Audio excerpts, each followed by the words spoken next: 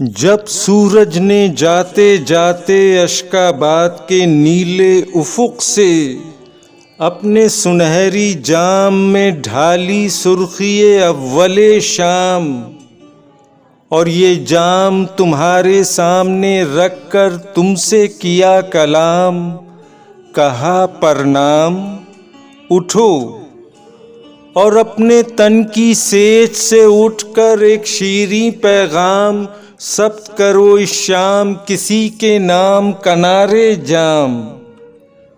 شاید تم یہ مان گئیں اور تم نے اپنے لبے گلفام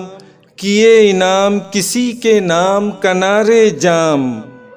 یا شاید تم اپنے تن کی سیج پہ سج کر